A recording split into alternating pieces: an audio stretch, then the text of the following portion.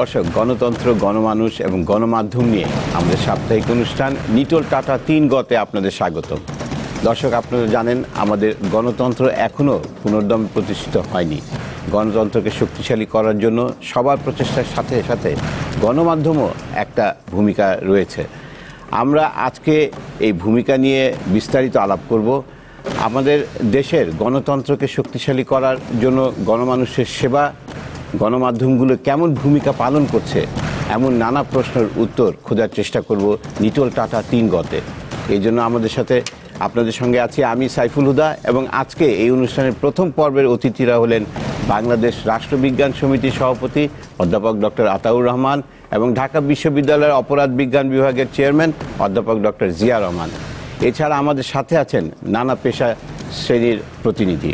প্রথমেই ডক্টর আতাউর রহমান, আপনার কাছে জানতে চাবো যে গণতন্ত্র শক্তিশালী করার জন্য গণমাধ্যমের ভূমিকাটা কেমন হওয়া উচিত? আপনাকে ধন্যবাদ। প্রথমে দেখেন,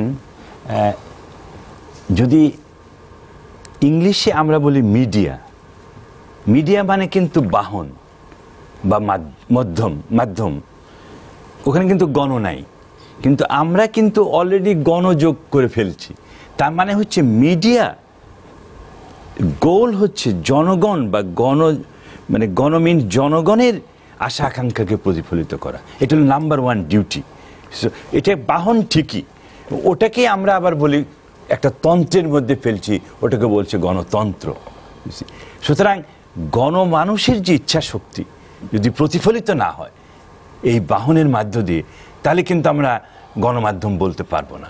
সুতরাং আমি আপনাকে বলছি যে আমেরিকার যে ওয়ান অফ দ্য ফেমাস, যাকে বলা হয় সাংবাদিকতার অথবা মডার্ন সাংবাদিকতার যে founding father Walter Lippmann, he was also a political scientist.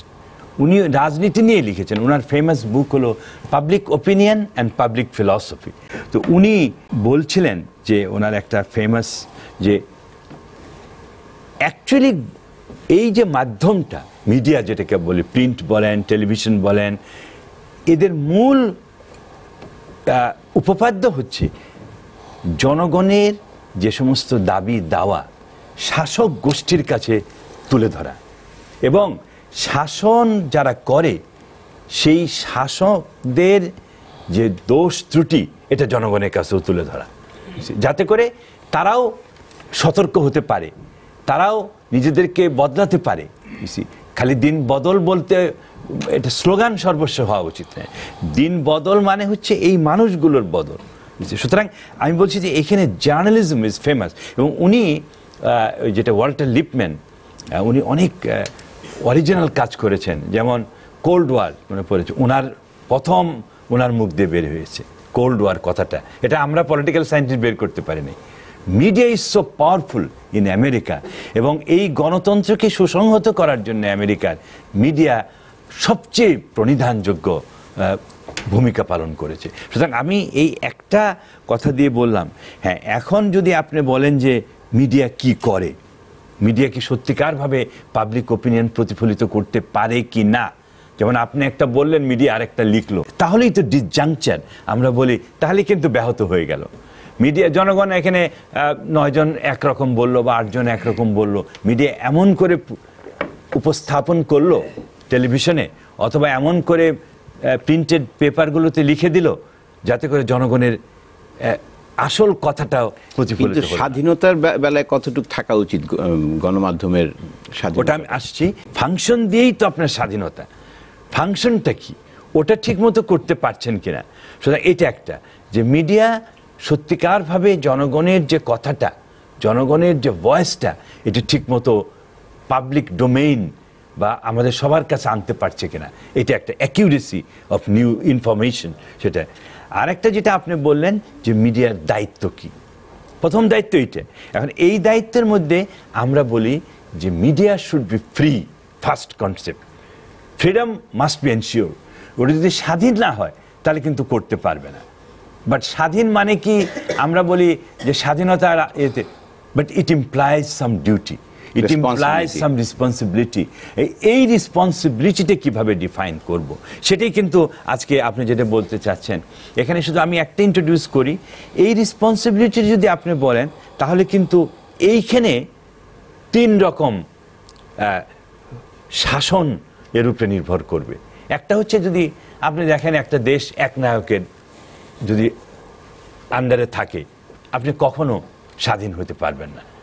একনায়কতন্ত্র আমরা যেটাকে বলি, যে ওয়ান ম্যান ডিক্টেটরশিপ।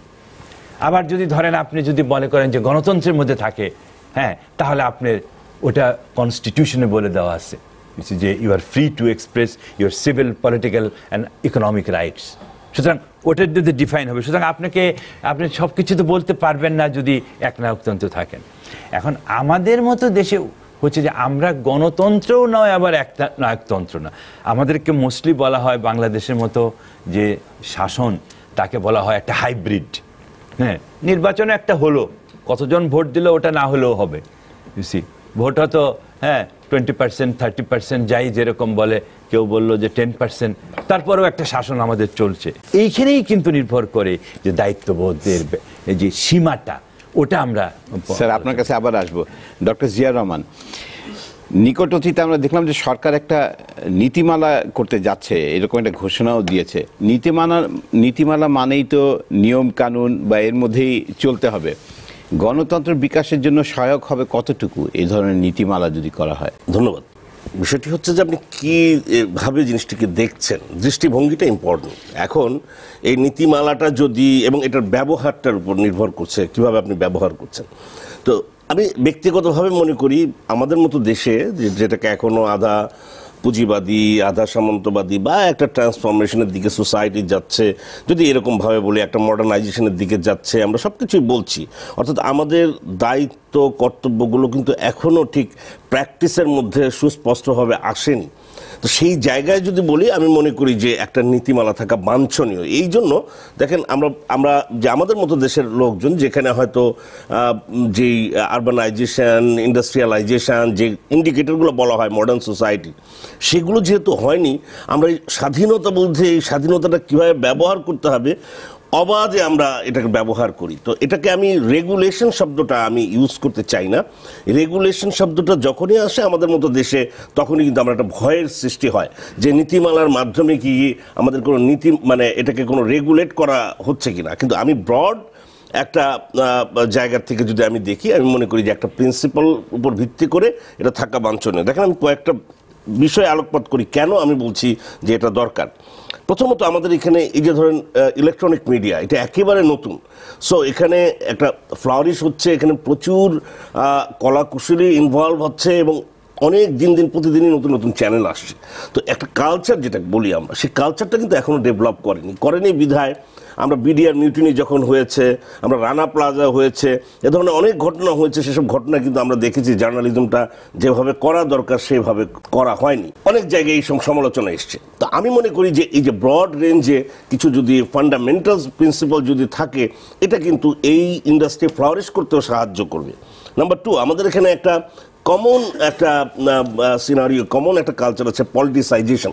এখানে অনেক মিডিয়া দেখবেন, সেখানে যেই দলের মালিক যেই দলের সাথে সেভাবে হয়তো মিডিয়াটাকে ব্যবহার করে। আমি একটা উদাহরণ দিচ্ছি। কয়েকদিন আগে একটি বোমা বিস্ফোরণের ছাত্র দলের একজন নেতার কবজি উড়ে গেছে। তো এটা সব চ্যানেলে একভাবে আসলো। একটি চ্যানেলে আমি দেখলাম যে এক ব্যক্তির ওই নামটা উল্লেখ করা হচ্ছে না, ছাত্রদল শব্দটা ব্যবহার করছে না। আমি এটা ছাত্র দল উল্লেখ করে বলছি না। এখন আবার এই ক্ষমতার থেকে আরেকজন যখন যাবে, ওই চ্যানেল যদি ধরেন বর্তমান ক্ষমতাসীন লোকের সাথে থাকে, তখন ওই ছাত্রলীগের নামটা তখন দেখবেন যে এটা হয়তো তখন ওই ছাত্রলীগের নামটা ব্যবহার করা হবে না। আমি বলছি এই যে কালচারটা, এই কালচারটা ডেভেলপ করার জন্য এই পলিটিসাইজেশনটা আছে। কিন্তু ডক্টর জিয়া, আমাদের কিন্তু আপনি বললেন যে সমালোচনা তে পড়েছিল গণমাধ্যম, কিন্তু বেসিক কিছু রুলস আছে গণমাধ্যমে যেটা ফলো করলে হয়তো এই সমালোচনা হতো না।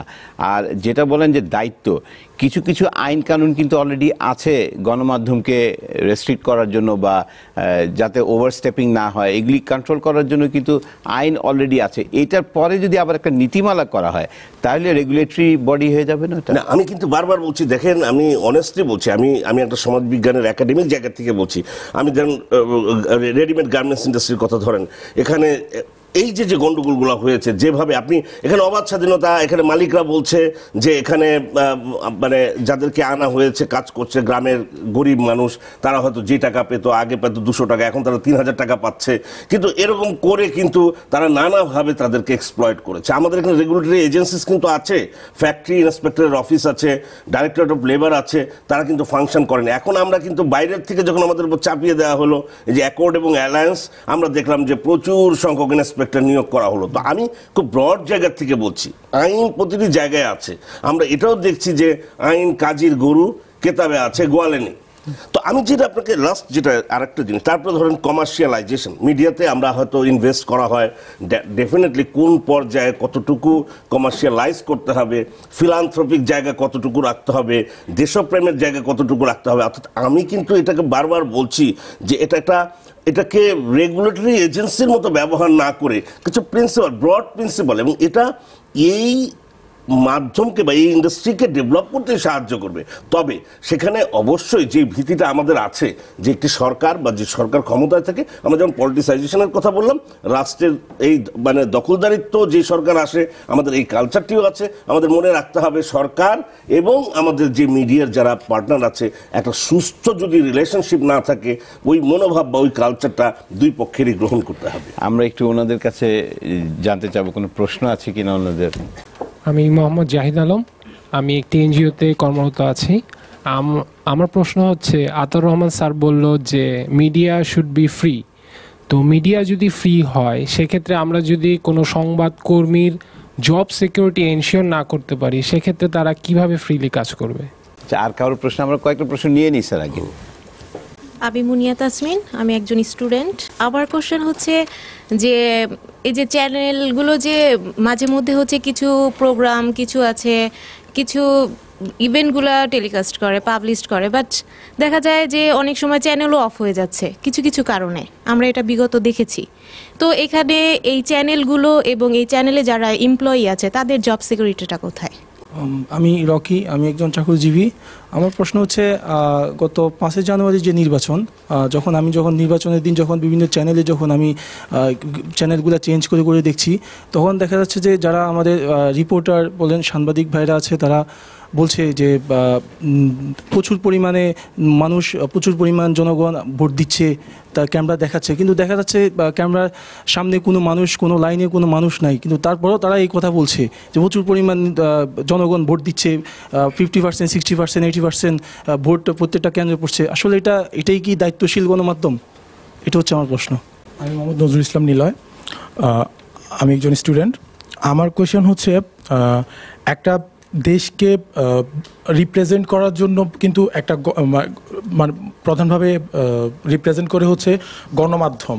তো আমরা কিছুদিন আগে দেখলাম যে আমাদের তথ্যমন্ত্রী বা এই যারা আছেন, ওনারা বললেন যে কিছু সংবাদ দেখানোর জন্য, কিছু সংবাদ না দেখানোর জন্য।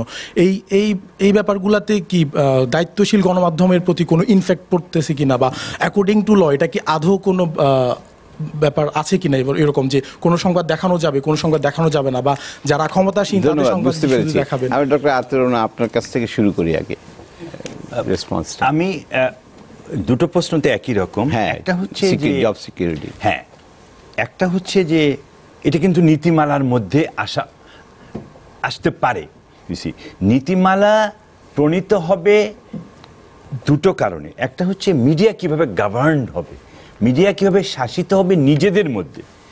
কিন্তু রাষ্ট্র যদি নীতিমালা করে যে মিডিয়া কিভাবে চলবে, মিডিয়া কি দেখাবে কি দেখাবে না, এবং মিডিয়া বিদেশে কি দেখাবে, দেশে কি দেখাবে, ঢাকায় কি দেখাবে, আবার ওই মফস্বলে কি দেখাবে, এটা হতে পারে না।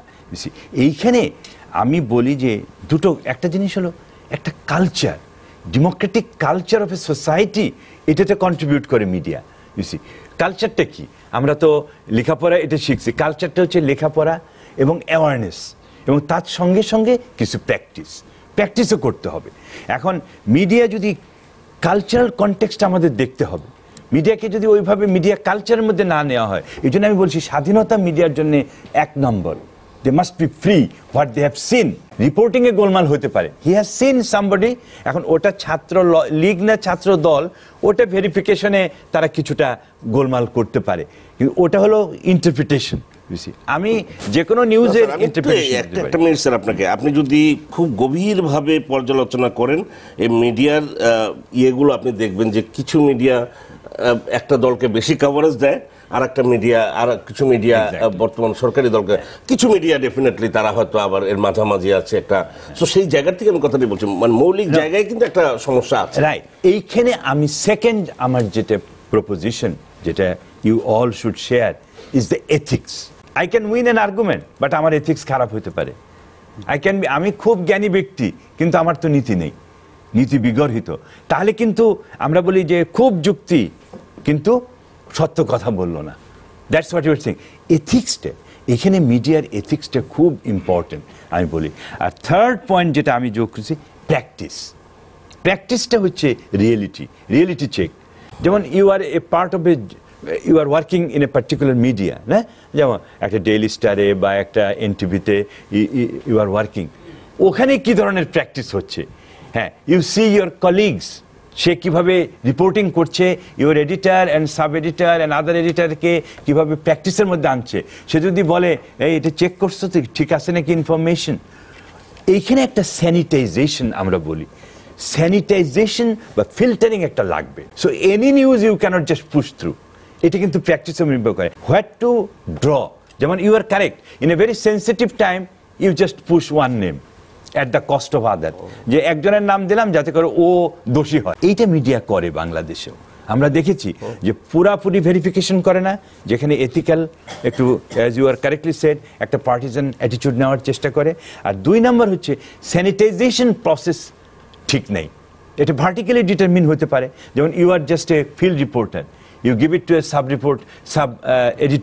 এডিটার পর্যন্ত যায়, and তারা কেউই যদি এটাকে ফিল্টারিং না করে, তাহলে it goes in the press as a raw. সুতরাং এইখানে চেক করতে হবে। আমরা একটু ডক্টর জিয়ার রেসপন্সটা পেতে চাই।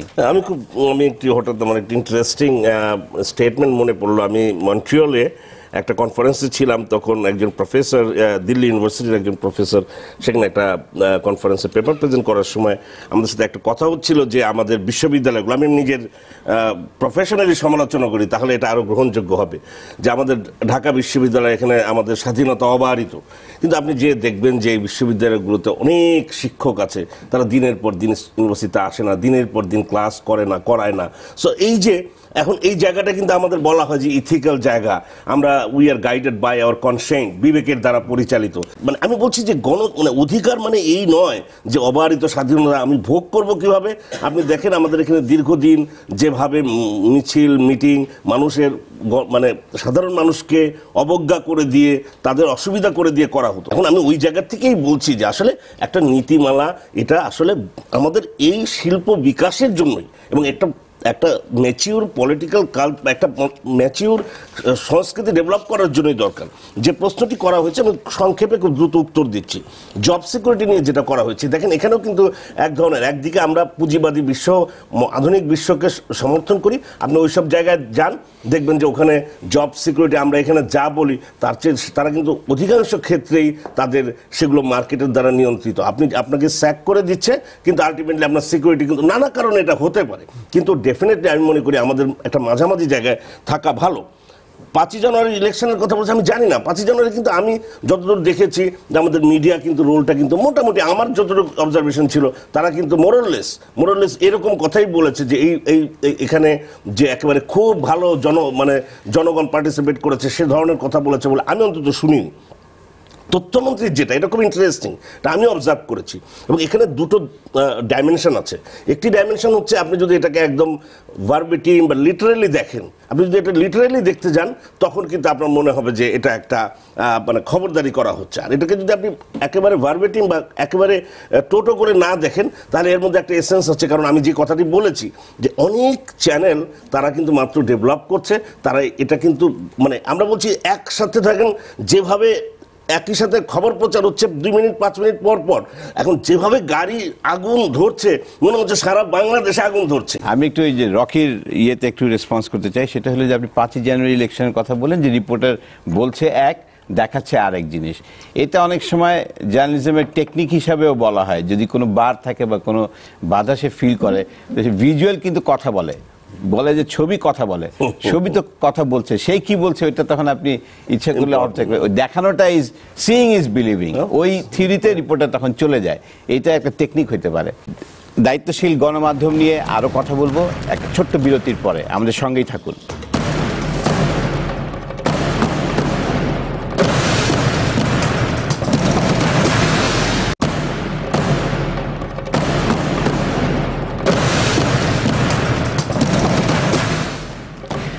দর্শক, আপনারা দেখছেন নিটোল টাটা 3গ, কথা বলছি দায়িত্বশীল গণমাধ্যম নিয়ে।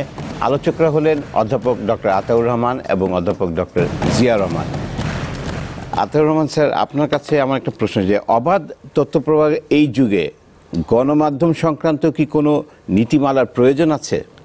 এটা আপনি একটা ভালো প্রশ্ন জিজ্ঞেস করেছেন, যে এই যে 21st সেঞ্চুরির এই সময়টা আসলে তো ফ্রি ফ্লো অফ ইনফরমেশন, এটাই আমাদের বাজওয়ার্ড, মেইন কথা, যে ইনফরমেশন কে কোথায় কিভাবে নিচ্ছে, that is a different thing, কিন্তু ইনফরমেশনটা থাকতে হবে।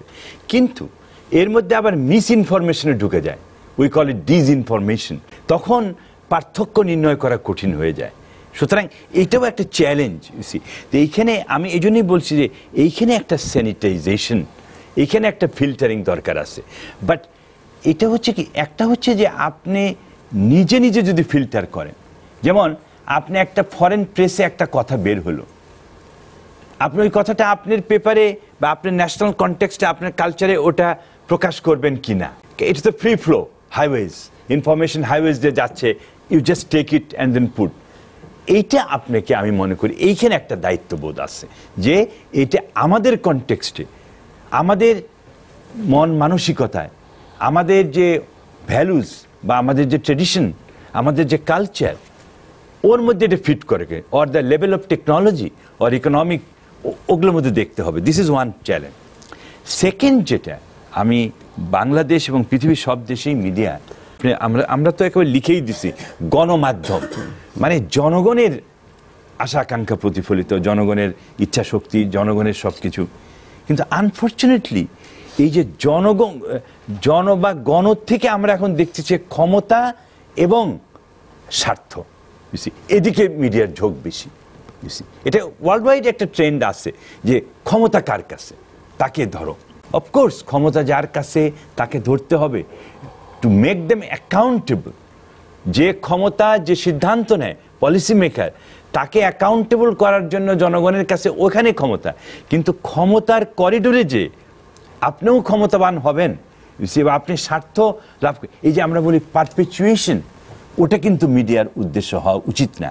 ওইখানে একটা ফিল্টার করতে হবে, যে এখন যদি মিডিয়া এমনভাবে করলো যে একটা সরকারকে পতন করে ফেলতে চায়, বা একটা অপোজিশনের ক্রিটিসিজম করা আরও সোজা, সরকারের একটু ভয় লাগে, অপোজিশনের তার ভয় লাগে না, ওদের তার ক্ষমতা নেই, ওকে আরও বেশি করে বললাম, তাহলে হলো কি আপনি নীতির থেকেও যেরকম বিচ্যুত হলেন, আবার ক্ষমতা আছে জন্যে তাকে আপনি তখন ক্ষমতাবানরা আপনাকে রাষ্ট্রদ্রোহী করে দেবে, যে ও আমাদের বিরুদ্ধে বললো, ওকে রাষ্ট্রের বিরুদ্ধে বল। এটাই তো আমরা ট্রেন্ড দেখছি। এবং এটা নির্ভর করে, যে আমি যেটা আগেও বলেছিলাম, যে আমরা কি ধরনের শাসনের মধ্যে চলছি। কমিউনিস্ট চায়নায় আপনি কিন্তু কোনো কিছুই ওদের ক্ষমতা, মানে শাসকের পারমিশন ছাড়া, রেগুলেশন ছাড়া, ইউ হ্যাভ টু চেক নীতিমালা or rules and then you publish. ওর বাইরে গেলে সঙ্গে সঙ্গে অসুবিধা। আমরা যখন একটা মাঝামাঝি আসি, সুতরাং এইখানে আমাদের একটা চ্যালেঞ্জ, বা আমরা একটা ক্রিটিক্যাল সিচুয়েশনে আসি, যেটা জিয়াও বলছে, যে আমরা কিন্তু একটা ট্রানজিশনে আসি। এটা কোন দিকে যাবে আমি জানি না। এটা কর্তৃত্ববাদী শাসনের দিকে আমরা মিডিয়াকে খর্ব করা হবে, নাকি আমরা আরও গণতান্ত্রিক হব, এখানে একটা এই ফেজে আমরা আসি। এখন ভবিষ্যৎ নির্ভর করবে এবং এই চ্যালেঞ্জ মোকাবেলা। ডক্টর জিয়া, ডক্টর আতাউর রহমান বললেন শাসকের উপর নির্ভর করে, ভ্যালুজের কথা বললেন, ফিল্টারের কথা বললেন, কিন্তু এখন আমাদের যে সোশ্যাল মিডিয়া আছে, কোনো কিছু কিন্তু লুকানো থাকছে না এবং কোনো ব্যালেন্সই নাই। যে যার মতো করে সোশ্যাল মিডিয়াতে কোনো ইনফরমেশনই লুকানো থাকছে না। আপনি এই গণতন্ত্রের জন্য সোশ্যাল মিডিয়াটাকে কিভাবে দেখেন? It's a good idea social media, যেটা ডেফিনেটলি, কিন্তু আমি কিন্তু বারবার বলছি আপনাকে যে এটা রেগুলেশন না, আপনার এটা একটা ফান্ডামেন্টাল প্রিন্সিপালের উপর যদি একেবারে কোনো রকম প্রিন্সিপাল দ্বারা যদি কোনো ইনস্টিটিউশন গাইড না হয় তাহলে পরে কিন্তু সেই ইনস্টিটিউশন ফাংশন করবে না। এখন সোশ্যাল মিডিয়ার কথা ধরেন, ডেফিনেটলি এটা একটা অল্টারনেটিভ, মানে আমরা একসময় প্রিন্ট মিডিয়া দেখেছি, তারপরে ইলেকট্রনিক মিডিয়া এসছে এবং সেই ইলেকট্রনিক মিডিয়ারও প্রসারটা হতে কিন্তু অনেক সময় লেগেছে। এরপর ইন্টারনেট এসছে, ইন্টারনেটের মাধ্যমেও আমরা বিভিন্ন অনলাইন সংস্করণ যেটা আমরা বলছি, এ সমস্ত প্রিন্ট মিডিয়া কিংবা ইলেকট্রনিক মিডিয়ারও আমরা ইন্টারনেট ভার্সন দেখেছি। এখন এসছে সোশ্যাল মিডিয়া, যেগুলো টুইটার, ফেসবুক, যেগুলোর কথা আমরা বলছি। Facebook it's a good arena, কিন্তু prime question is how to use this Facebook. তো আপনি এটা ইচ্ছা করলে, আপনি যদি এটা অত্যন্ত সেন্সিবলি না করে আপনি যদি একটা স্বাভাবিক সাধারণভাবে নেন, যেটা একটা এন্টারটেনমেন্টের ব্যবস্থা হতে পারে, আমি আমার পুরাতন বন্ধুদের সাথে আমি যোগাযোগ রাখতে পারি, আমি একটা ফিলান্থ্রপিক ইস্যুকে আমি সারা বাংলাদেশে, সারা পৃথিবীকে ছড়িয়ে দিতে পারি, আমি আমার দেশপ্রেমকে, ভালোবাসাকে সেটা আমি ছড়িয়ে দিতে পারি। আর আপনি যদি এটাকে একটা এমন মাধ্যম হিসেবে ব্যবহার করেন যে একটা সার্টেন সেক্টরকে আপনি সেখানে আপনি মানে প্রিভিলেজ দিচ্ছেন এবং আরও একটা বিরাট অংশকে আপনি কোনো না কোনোভাবে আপনি জনমতকে খেপিয়ে তুলছেন, বা এটাকে একটা খুব নেগেটিভ একটা এক ধরনের জনমত তৈরি করার কাজে আপনি ব্যবহার করছেন, এই ধরনের ঘৃণ্য কাজ কিন্তু আমাদের বাংলাদেশেও হচ্ছে। আমি বলতে বাধ্য হচ্ছি, কারণ আমরা দেখেছি যে এই সোশ্যাল মিডিয়াকে ব্যবহার করে, অর্থাৎ এই যে আমরা যেটা ইয়েলো জার্নালিজম যেটা আমরা বলছি, এই ধরনের এক্সাজারেশন বা হয়তো কোনো একটা পিকচারকে ব্যবহার করে নানাভাবে অন্যভাবে ক্যাপশন দিয়ে এ ধরনের কাজ। তো আলটিমেটলি এটা কিন্তু খুব ওই আপনার প্রিন্ট মিডিয়া, ইলেকট্রনিক মিডিয়া থেকে আলাদা কিছু না, তবে এটা যেহেতু খুবই সহজলভ্য এবং যেহেতু অ্যাক্সেসটা খুব সহজে যায়, এর প্রভাবটা অনেক বেশি বলে আমি মনে করি।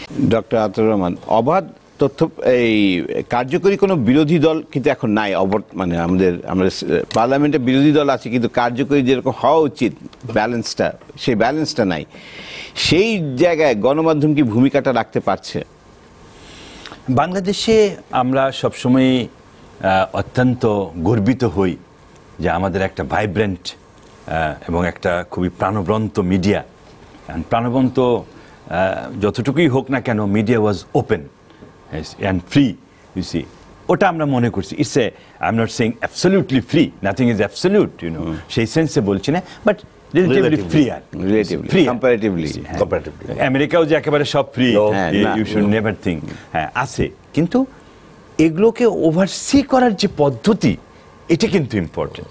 যে অপরাধ তো হবেই, সব সমাজেই হবে, ও তো অপরাধের বিজ্ঞানী, ঠিক আছে, কিন্তু অপরাধকে কিভাবে আমরা একটা, হ্যাঁ, যদি শুধু দমন পীড়নের মধ্যে দিয়ে আনতে চাইলে কিন্তু হবে না, এখানেও একটা প্রোপাগান্ডা করতে হবে, এখানেও একটা স্ট্র্যাটেজি করতে হবে। সুতরাং অ্যাজ ইউ সে, যে সোশ্যাল মিডিয়া বা অন্যান্যগুলোকে চেক করার মতো ক্ষমতা আমাদের থাকতে হবে, কিন্তু আমাদের দেশের সরকার যেভাবে এগুলোকে বন্ধই করে দিলাম, যেমন ফেসবুক বন্ধ করে দিলাম, টুইটার বন্ধ, দিস আর কাউন্টার প্রোডাক্টিভ, এগুলো করে লাভ হবে না। হতে হবে কি যে মানুষকে দায়িত্ববান, ওইখানে একটা সোশ্যালাইজেশন দরকার। যে যেমন জিয়া বলল যে হ্যাঁ, এটা যদি অন্যায় হয় অবশ্যই ওটাকে এক্সপোজ করতে হবে, ওটা তো হয়ে যায়। একটা মিথ্যা কথা লিখে ফেসবুকে দিলে 5 জন যখন চ্যালেঞ্জ করবে, এবং আমি নিজেও দেখেছি অনেকটা মিথ্যা কথা লিখছে, পরে আবার গুগল টুগুল করে বা বই টই দেখে দেখলাম যেটা তো সত্য কথা না, তখন কিন্তু I wish to put it in the media, আমিও ফেসবুকে লিখে দিতে চাই this is not true, people check it. তো সুতরাং এটাও একটা বুদ্ধিভিত্তিক প্রতিযোগিতা। আমরা দুজনেই ভাবছি যে এই শক্ত হাতে, হ্যাঁ, ওই আমাদের তথ্যমন্ত্রীর মতো আগুন বোমা, ওনার বোমা ইজ এনাফ, উনি আগুন বোমা বানায় দিলেন।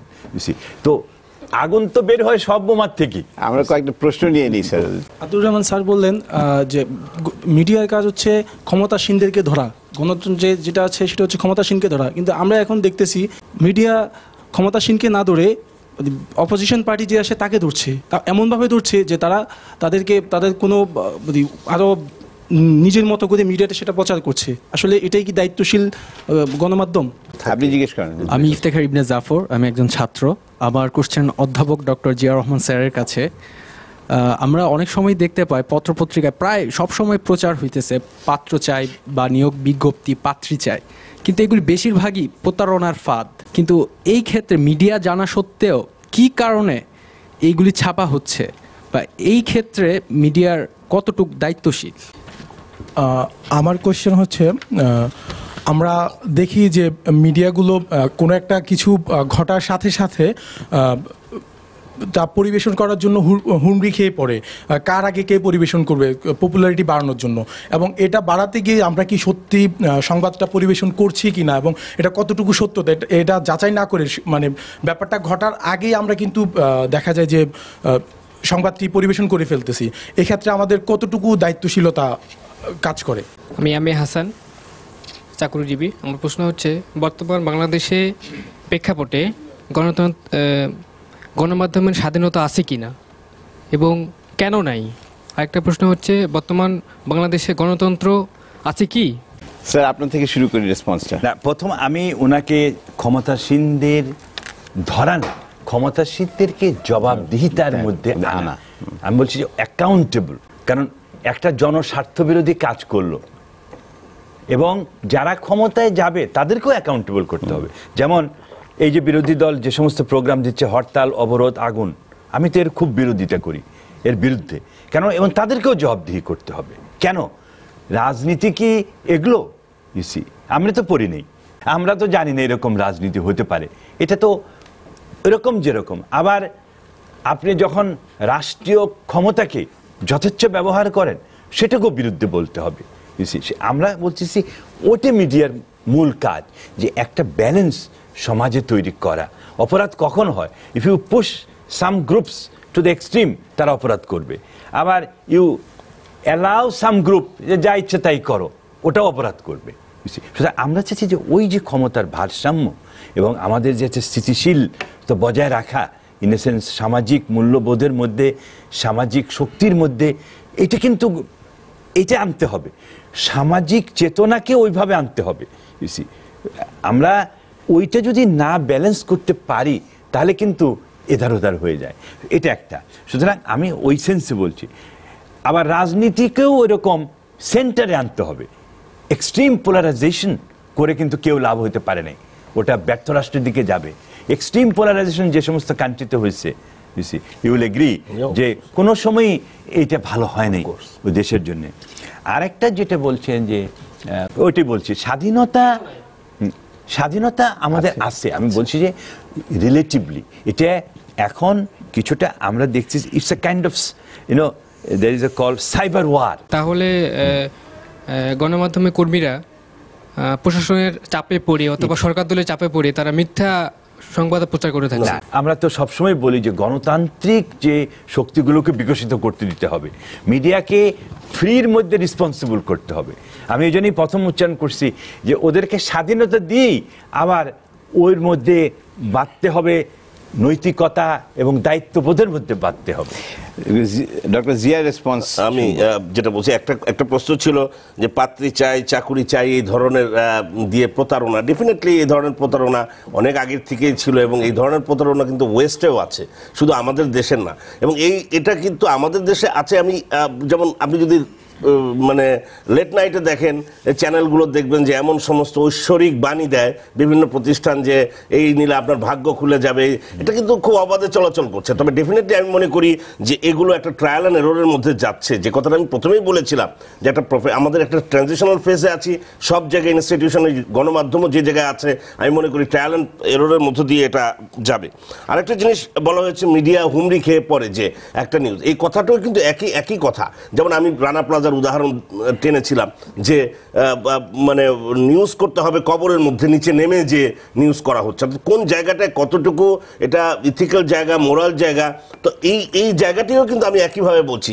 বিডিআর মিটিংয়ের সময় আমরা দেখেছি এমনভাবে তাদেরকে ইন্টারভিউ করা হচ্ছে, পরে একটা সেকশন কিন্তু এটাকে খুব কষ্ট পেয়েছিল। এবং আমরা মনে করি যে হয়তো প্রফেশনাল জার্নালিজম যদি এটাকে ডেভেলপ করতে থাকে সেই জায়গায় চলে যাবে। থার্ড কথাটা যেটা গণমাধ্যমের স্বাধীনতা, আমি স্পষ্ট মনে করি যে বাংলাদেশের গণমাধ্যমের স্বাধীনতা অনেক দেশের চেয়ে বেশি। আমরা এগুলো নিয়ে পড়াশোনা করি, আমি সেই জায়গা থেকেই বলছি। এবং আমাদের এখানে পিআইডির থেকে এমবার্গো দিয়ে দেওয়া হতো, আমরা সেই কালচার থেকে উত্তরণ ঘটেছি। সেই সামরিক শাসন আমলে এখানে ছাপানোই যেত না, ওই বলা হতো যে আমাদের চোখ খোলা, আমাদের মুখ বাঁধা নেই, বা চোখ বাঁধা নেই মুখ খোলা, আমরা বলতে পারি, এই ধরনের প্রতিবাদের মধ্য দিয়েও কিন্তু করা হয়েছে। তো আজকে যেখানে আমরা এসেছি আমি মনে করি, কিন্তু পাশাপাশি আপনি যদি দেখেন, আমরা আমার দেশের সাংবাদিকতা দেখেছি, কি বিভৎস সাংবাদিকতা, যেখানে একটা ছবিকে একেবারে প্রতারণা করে বলা হয়েছে যে সেই কাবা শরীফের গিলাফ, সেখানে তারা এই গণজাগরণ মঞ্চের বিরুদ্ধে তারা এসব করছে। তো এই যে এই ধরনের কাজে আমি বলছি দায়িত্বটা কিন্তু সবার আছে, সার্বজনীন, কিন্তু সব পক্ষকেই কিন্তু এটাকে বুঝতে হবে। পত্রিকা চ্যানেল কি এটার জন্য বন্ধ হতে পারে? নো, পত্রিকা বন্ধ তো অবশ্যই হতে পারে। আমি এটা একটা বলি, এটার মানে এই না যে পত্রিকা বন্ধ হতে পারে না। আপনার মনে আছে কিনা দেখেন, আমরা জার্নালিজমকে বলি মানে একেবারে ফ্রিডম অফ এক্সপ্রেশন, তাই না? আমরা এটাকে বলি। ইরাকে আমেরিকা যখন যুদ্ধ করতে গেছে, সিএনএনকে এমবেডেড জার্নালিজম হিসেবে নিয়ে গেছে, তাদেরকে সাথে করে তাদেরকে প্রোটেকশন দিয়ে তাদের মতো করে সংবাদ প্রকাশ করেছে। ইরাকের কি হয়েছে না, আমেরিকার স্বার্থ দেখার জন্য এটা করা হয়েছে। কাজে এটা সবগুলো জিনিসই কিন্তু রিলেটিভ। আপনি এমন কাজ করবেন, এখানে কোনো স্বাধীনতার তো একটা লিমিট থাকতে পারে, বাট ডেফিনেটলি আমরা এটা চাই না। আমরা চাই না এই কারণে যে এখানে কর্মসংস্থানের ব্যাপার আছে, এখানে কলাকুশলী আছে। নিশ্চয়ই দায়িত্বশীল সংবাদপত্রের মাধ্যমে, প্রফেশনালিজমের মাধ্যমে আমি মনে করি এসব জিনিস সামনে চলে আসবে। আমি একটা ওর কথাতে একটা বলছি, অবশ্যই একটা স্পেসিফিক কারণের জন্য একটা প্রেস বা একটা পাবলিকেশন বন্ধ হওয়া ঠিক না, এবং সেটাও একটা, আমি মনে করি যে নীতি, ওই যে ও নীতির কথা যেটা বলছো, আমি নীতির বদলে বলবো আজকে বাংলাদেশের প্রয়োজন একটা মিডিয়া মানুষ, ফিলসফি। যেমন আমি লাস্ট কথাটা বলছি যে ওয়াল্টার লিপম্যান লাস্ট তার বই লিখছে উইথ গ্যাব্রিয়েল অ্যালমন্ড, আমাদের একজন, যে পলিটিক্যাল পাবলিক ফিলসফি দরকার, যে আসলে তো সব কিছুই জনগণের জন্য, পাবলিকের জন্য। সুতরাং একটা মিডিয়া মানুষ তৈরি করা প্রয়োজন। এটা সরকার দ্বারা হবে না। সরকার তো খালি নিয়ন্ত্রণ চায়, সরকার তো কর্তৃত্ববাদ চায়, তাই না? এটা সব সরকারি, আমি বলছি না যে সব সিস্টেমই। সুতরাং আমাদের দরকার যে আমরা নিজেরা নিজেদের দ্বারা নিয়ন্ত্রিত হব, আমাদের মন মানুষ সেভাবে একটা মিডিয়া ফিলসফি, যদি মিডিয়া মানুষ যদি আজকে আমরা তৈরি করতে পারি সবাই মিলে, সব মিডিয়া মিলে, তাহলে কিন্তু আজকের এই সমস্যা উত্তরণ করতে, এই ডিভিশন করে যে আমি একটা, ধন্যবাদ আপনাকে sir, doctor Ataur Rahman, doctor Zia, আপনাদের দুজনকে ধন্যবাদ আমাদের স্টুডিওতে আসার জন্য। আরেকটা বিরতির পর কথা বলবো দায়িত্বশীল গণমাধ্যম নিয়েই। তখন অতিথি থাকবেন সাংবাদিক রাহুল রাহা এবং এটিএন বাংলার নিউজ এডিটর শাহনাজ মুন্নি। আমাদের সঙ্গেই থাকুন।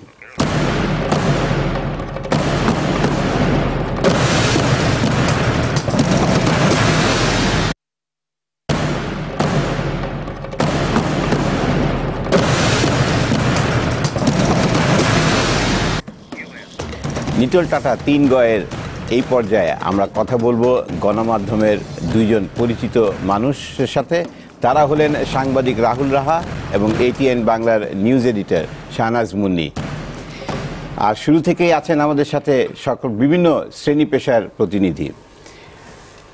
জনাব রাহুল রাহা, সরকার একটা গণমাধ্যমের জন্য একটা নীতিমালা প্রণয়ন করতে যাচ্ছে, যেটা এখন আপাতত স্থগিত আছে।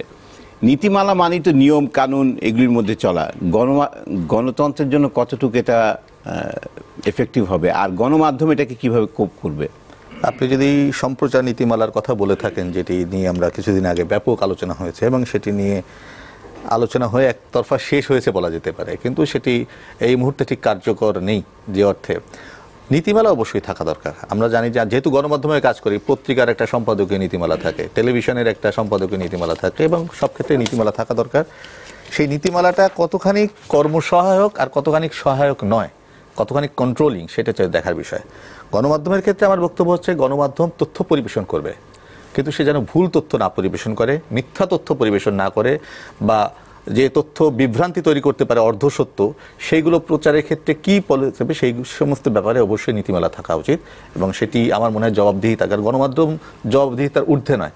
তার জবাবদিহিতা যেমন তার দর্শকের কাছে, পাঠকের কাছে, তেমনি তার জবাবদিহিতা কিন্তু, যেহেতু একটা রাষ্ট্রের কাঠামোর ভিতরে আমরা বাস করি, রাষ্ট্রের নির্দিষ্ট অংশের সঙ্গে। এর অর্থ বা এটাও নয় যে রাষ্ট্র ইচ্ছে মতোই তাকে চালাবে, ইচ্ছে মতো বন্ধ করে দেবে, পছন্দ না হলে তাকে ছাট করে দেবে, পছন্দ হলে বলবে তুমি যা ইচ্ছে তাই বলতে থাকো, এটাও হবে না। সেক্ষেত্রে রাষ্ট্র, জনগণ এবং গণমাধ্যম তিনজনের স্বার্থ সংরক্ষণ করে একটা নীতিমালা যদি হয় আমার মনে হয় সেটি ইতিবাচকই হবে।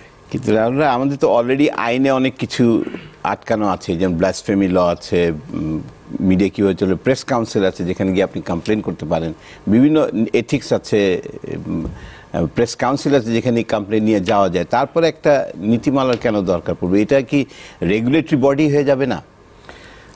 যদি সম্প্রচার নীতিমালার কথা বলি তাহলে আমাদের এক্সিস্টিং যত ল আছে সব কিন্তু সম্প্রচারের আধুনিক যে প্রযুক্তি আসার ফলে যত অনেক বিষয়গুলো উঠে এসছে সব কিছু কাভার করে বলে আমার কাছে মনে হয় না। আমি যতটুকু পড়েছি বুঝেছি তা থেকে আমার এটা ধারণা।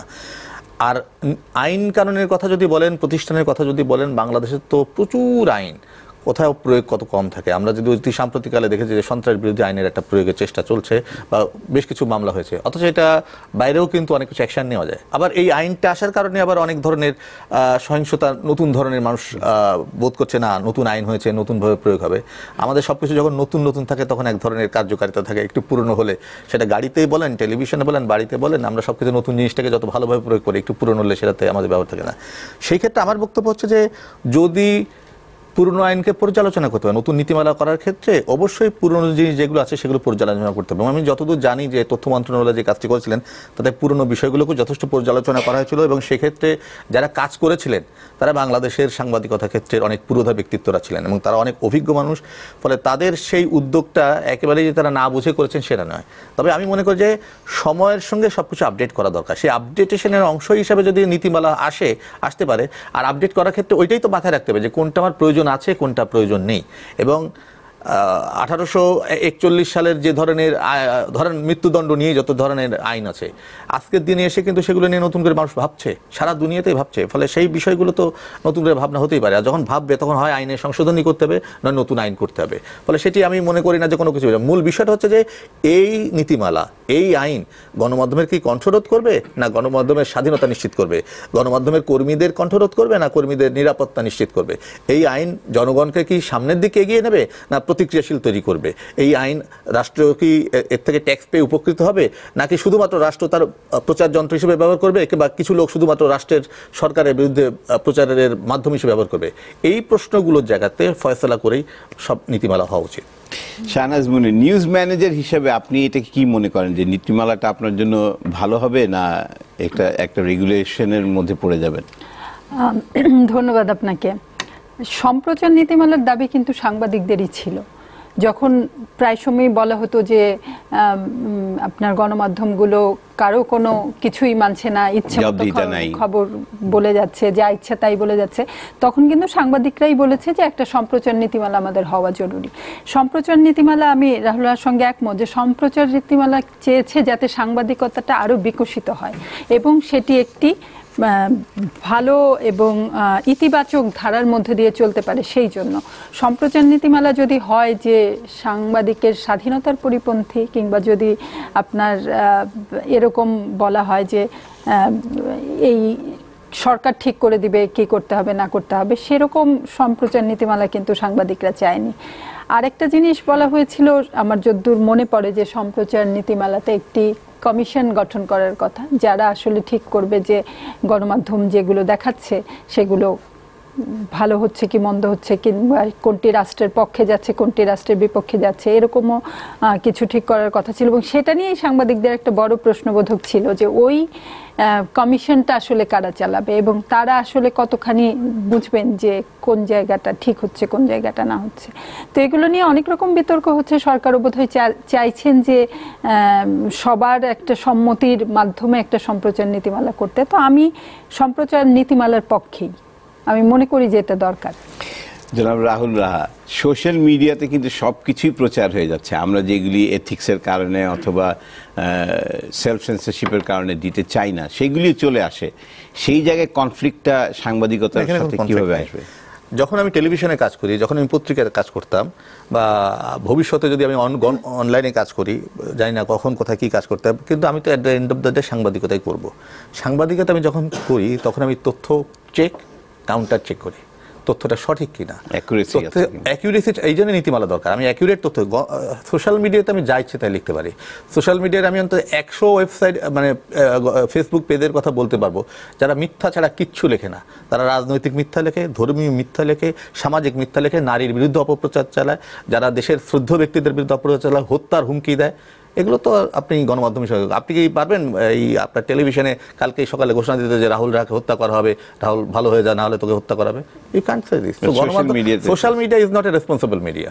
Social media is a propaganda media, যার যা ইচ্ছা করতে পারে। সেটার থেকে আপনি তথ্যের উৎস হতে পারে, কিন্তু সেটা কোনো যে অর্থে গণমাধ্যম, যে অর্থে সেন্সরশিপের দরকার, সেই জায়গাটাতে সোশ্যাল মিডিয়া কিন্তু এখনো যায়নি এবং সামনে কোনোদিন যাবে কিনা আমি নিশ্চিত না। সোশ্যাল মিডিয়াতে যে তথ্য যাওয়া হয় সেটা তো কোনো চেক আনচেকের মধ্যে দিয়ে যায় না। এটা কিন্তু এডিট করারও কোনো সুযোগ থাকে না। এটা একদমই ব্যক্তির স্বাধীন মত প্রকাশের একটা জায়গা, এবং সেই মতটা আপনার মানে সমাজের ভালোও হতে পারে, সমাজের খারাপও হতে পারে। তবে আমরা তারপরেও সোশ্যাল মিডিয়াকে উৎসাহিত করি, কারণ সোশ্যাল মিডিয়া হচ্ছে বহু লোকের মতামতের একটা প্রতিফলন। সোশ্যাল মিডিয়া সংবাদপত্র অনেকাংশেই একপাক্ষিক, যেখানে হয়তো যারা গণমানুষ তাদের মত প্রকাশের সুযোগ থাকে না। কিন্তু সামাজিক মাধ্যমগুলো আমি মনে করি এক ধরনের গণতন্ত্রায়ন করেছে, গণমাধ্যমের গণতন্ত্র, ডিবেটকে উস্কে দিচ্ছে। এটা ঠিক, মানে মানুষের যে কোনো বিষয় নিয়ে যে ডিবেট করা যায়, যেটা অনেক সময় ক্লোজ সোসাইটিতে থাকে না। আমাদের সোসাইটি কতখানি ওপেন সেটা নিয়ে কিন্তু প্রশ্ন আছে। কিন্তু ফেসবুক যেটা করছে বা সোশ্যাল অন্যান্য মিডিয়া, টুইটারে যেটা করছে বা অন্যান্য যদি কিছু থেকে থাকে যেগুলো আমরা ইউজ করে থাকি, সেটাতে একটা জিনিস হচ্ছে ডিবেট হচ্ছে, এবং ডিবেটের একটা সুফল হচ্ছে যে at the end of the day যদি আপনি যুক্তিতে বিশ্বাস করেন তাহলে সত্য বেরিয়ে আসে। এবং সেক্ষেত্রে অনেক একদিকের বিশ্বাসী মানুষ অন্যদিকে চলে যায়, অন্যদিকে বিশ্বাসী মানুষ এদিকে আসে, কেউ মধ্যপন্থ অবস্থান নেয়, কেউ রিয়েলিটিটা বুঝতে পারে। এই ডিবেট উস্কে দিচ্ছে। এই জন্য সোশ্যাল মিডিয়া গণতন্ত্রের জন্য সহায়ক, কিন্তু সোশ্যাল মিডিয়া যে অর্থে আমরা গণমাধ্যম বলি, সেই অর্থে যে অর্থে আমরা সম্প্রচার নীতিমালা চালু করতে চাই বা করছি, যে অর্থে পত্রিকা চালাই, সেই অর্থে কিন্তু এটাকে আমরা ধরতে পারবো না। কারণ এখানে আপনার তথ্যের চেক করার কোনো সুযোগ নেই। আপনি আপনার ব্যক্তিগত তথ্য দিয়ে ওর তথ্যকে কাউন্টার করতে পারেন, সেটা হচ্ছে আপনাদের 2 জনের ভিতরে, 4 জনের ভিতরে, 100 জনের ভিতরে, 1000 জনের ভিতরে ডিবেট।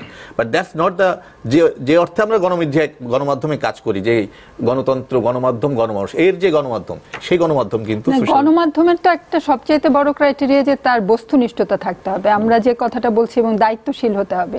সেই দায়িত্বশীলতার জায়গায় সামাজিক মাধ্যমে কিন্তু কেউ চেক করার নাই যে আসলে এটার প্রভাবটা কি পড়বে সোসাইটিতে, বা এটা যে আমি লিখে ফেললাম এটা কতজন। তবে ওইখানেও নানা রকমের যেটা বললেন বিতর্কের সুযোগটার কারণে আমি মনে করি যে শেষ পর্যন্ত কিন্তু মানুষের মানে শুভবোধটারই একটা জয় হয়, শুভবোধটারই একটা বিজয় হয়। আমরা আমাদের দর্শকদের কাছে কিছু প্রশ্ন নিয়ে নিই। বর্তমান দেশে তো গণতন্ত্রই নাই, তাহলে গণতন্ত্র এ দেশে সরকার তো নীতিমালা তৈরি করবে সরকারের মন মতো। তাহলে সরকারের মন মতো যদি তৈরি করে, এই নীতিমালাতে কিভাবে সাংবাদিকতার স্বাধীনতা পাবে? গণতন্ত্র নেই, এই স্টেটমেন্টের সঙ্গে আমি পুরোপুরি একমত নই। মানে গণতন্ত্র বলতে আপনাকে বুঝতে হবে ইনস্টিটিউশন, আমার বিচার ব্যবস্থা আছে কিনা, নির্বাচন কমিশন কাজ করে কিনা, আমার প্রশাসন কাজ করে কিনা, এবং সেই প্রক্রিয়াটাতে জনমানুষের মতামতের প্রতিফলন আছে কিনা। 2014 সালের 5 জানুয়ারি যে নির্বাচন হয়েছে, নির্বাচনে একটি পক্ষ অংশ নেয়নি, একটি পক্ষ অংশ নিয়েছে। যারা অংশ নিয়েছে তারা এখন সরকার চালাচ্ছেন। ফলে যে অংশ নেয়নি, না নেওয়ার রাইটস তার আছে, যে অংশ নিয়েছে তারও নেওয়ার রাইটস ছিল। ফলে গণতন্ত্র নেই এই কথা এক ভাগকে আপনি বলতে পারেন, কিন্তু আমি ঠিক এই মুহূর্তে বলতে পারছি না। এটি মানুষ বিচার করবে গণতন্ত্র আছে কি নেই। কিন্তু আপনি যে কথা বলছেন, যদি ওই নির্বাচন পার্টিসিপেটরি হতো, সবাই আসতো, তারপরে তারা যদি একটা সম্প্রচার নীতিমালা করতো, এই যে সরকারি ক্ষমতায় থাকতো না কেন, সম্প্রচার নীতিমালা যে সরকারি ক্ষমতা থাকতো তারা অবশ্যই চাইতো যে তাদের কিছু স্বার্থ সংরক্ষণ হোক। কারণ সরকারে যারা থাকে, আপনি শুধু আমি 2 আমলের বিটিভি দেখতে বলি, একটা আওয়ামী লীগ আমলের বিটিভি আর একটা বিএনপি আমলের বিটিভি দেখবেন যে ভয়েস এক। ফলে আপনি শুধু গণতন্ত্রকে দিয়ে বিশ্লেষণ করলে দেখতে পাবেন যে আমাদের এখানে প্রাতিষ্ঠানিক সক্ষমতাগুলো তৈরি হয়েছে কিনা, আমার এখানে নির্বাচন কমিশন কাজ করে কিনা, আদালত ঠিক মতো কাজ করে কিনা, মানবাধিকার কমিশন কাজ করে কিনা, অন্যান্য যে ইনস্টিটিউশনগুলো আছে, প্রশাসন দলীয় প্রভাবমুক্ত কিনা, এতগুলো ফ্যাক্টরস যদি কাজ করতো তাহলে দেখতেন যে অনেক কিছুই হতো। বাংলাদেশে বহুদিন আগে একটা ডিবেটে কথা শুনেছিলাম যে পদস্থরা পদে পদে অপদস্থ। ডিবেটে একজন আরেকজনে বলছে পদস্থকে, বাংলাদেশের সবচেয়ে পদস্থ জনগণ, যারা সরকার নির্বাচন করে, রাষ্ট্র ক্ষমতায় কারা চালাবে নিয়ে, তারাই তো পদে পদে অপদস্থ। সেটি হচ্ছে আমাদের এখানকার দুর্ভাগ্য জনসংস্কৃতি। কিন্তু তারপরেও আমাদের একটা সিস্টেম চালাতে হবে, কারণ একটি রাষ্ট্রের উন্নয়নের জন্য আজকে যে টেলিভিশনে কথা বলছি, এই টেলিভিশনটা হতো না যদি অর্থনৈতিক সক্ষমতা না থাকতো। আপনি আসতে পারতেন না, আমি আসতে পারতাম না। এই অর্থনৈতিক সক্ষমতার জন্য এই যে ডিবেট করছি, এই ডিবেটটা করতে পারতাম না যদি না এই দেশটা এই জায়গাটা থাকতো, একটা রাষ্ট্র ব্যবস্থা থাকতো। ফলে অনেক কিছুর জন্য আমাদেরকে ভালোর জন্য অনেক খারাপ অ্যাকসেপ্ট করতে হয়, আবার অনেক খারাপের ভিতর দিয়েও ভালো আসে। যে জন্য রবীন্দ্রনাথ বলেছেন যে অন্ধকারের উৎস হতে উচ্চারিত আলো। আমি প্রত্যাশা করি যে ক্রাইসিস একটা থাকে, বিভিন্ন সময় আসে, এই ক্রাইসিস অতিক্রম করে বাঙালি উঠতে যায়, যেমন ক্রিকেটে উঠতেছে। আমরা প্রায় সময় দেখি যে সাংবাদিক যে সিনিয়র নেতারা তারা দুটি ভাগে বিভক্ত, একাংশের নেতা শুনি। তো সেক্ষেত্রে জাতীয় কোনো সংকট নিরসনে তারা সরকার বা বিরোধী দলকে কোনো চাপ সৃষ্টি করতে পারছে না। তো একটি শক্তিশালী গণমাধ্যম প্রতিষ্ঠায় এটা কি একটি বাধা নয়? সিনিয়র সাংবাদিকদের কি দায়িত্ব শুধু পেট্রোল বোমার খবর নিউজ প্রচার করবে, কিন্তু সরকারকে উপযুক্ত চাপ দিতে পারবে না যে সংকট নিরসনে? তাদের ভূমিকাটা কি?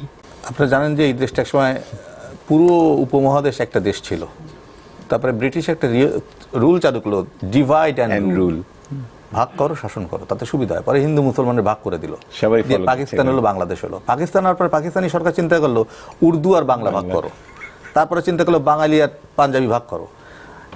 এইটা একটা ঐতিহ্যগতভাবে বাঙালির ভেতরে একটা ডিভাইড অ্যান্ড রুল সিস্টেম চালু হয়েছে, যারই খুব কুপ্রভাবে সাংবাদিকরা দ্বিধা বিভক্ত। সাংবাদিকদের ঐক্যবদ্ধ থাকলে বাংলাদেশ অন্য বাংলাদেশ হতো, ডাক্তাররা ঐক্যবদ্ধ থাকলো না, কিন্তু দুর্ভাগ্যজনকভাবে সেই ঐক্যটা নেই। ফলে ঐক্য না থাকলে এই ঘটনাগুলো ঘটবে, সেটাই ঘটছে। এখন আপনি বলবেন সাগররুনির হত্যাকাণ্ডের প্রেক্ষাপটে সাংবাদিকরা এক হওয়ার চেষ্টা করেছিলেন, কিন্তু শেষ পর্যন্ত এক থাকতে পারেননি। কারণ শেষ পর্যন্ত যখন দলীয় আনুগত্যের দিকে তাদেরকে ঝুঁকতে হয়, তখন এক থাকা সম্ভব হয় না। আর বাংলাদেশের একটা দুর্ভাগ্য আছে যে এখানে এই দলীয় আনুগত্যটাই কোনো সাংবাদিক যারা অনেক সময় রাজনীতির সঙ্গে জড়িয়ে পড়েন, তাদের ভবিষ্যৎ নির্ধারণের জন্য এগুলো করার দরকার হয়ে পড়ে। আমি কাউকে ব্যক্তিগতভাবে বলছি না, ফলে সেই জায়গাটাতে এই দুর্ভাগ্যটা আছে, ফলে তারা সরকারকে চাপ দিতে পারবে না। কিন্তু আমি মনে করি এরপরেও কিন্তু সরকার অনেক প্রেসারে থাকে। এখন আপনি যদি টক শোগুলো দেখেন, যে পরিমাণ সরকারের সমালোচনা হয়, এই জন্য ইউরোপীয় ইউনিয়ন এবং আমেরিকান যে স্টেটমেন্টগুলো এসছে তাতে বারবার বলা আছে, যেমন আমেরিকান অ্যাম্বাসাডার বার্নি কার্ড তার ওপেনিং প্রেস কনফারেন্সে বলেছেন বাংলাদেশে এক্সেলেন্ট ডেমোক্রেসি আছে, ইন সেন্স যেখানে সরকারের সমালোচনা করা যাচ্ছে, কথা বলা যাচ্ছে, যা ইচ্ছে তাই বলা যাচ্ছে, এখানে এমন কোনো কথা নেই যে টকশোতে বলা হয় না। এর বাইরে গণমাধ্যম, আপনি রাজপথে আর কি বলতেন, পার্লামেন্টের কি বলতেন, সব কথাই তো বলা হচ্ছে। হ্যাঁ, ইনস্টিটিউশন এখানে পারফেক্টলি কাজ করছে না, দ্যাট ইজ দ্য প্রবলেম, আমি যেটা আগেও বলেছি। কিন্তু এই দুর্ভাগ্য আমাদের রয়েছে, এটা থেকে কবে আমরা বেরোবো জানি না।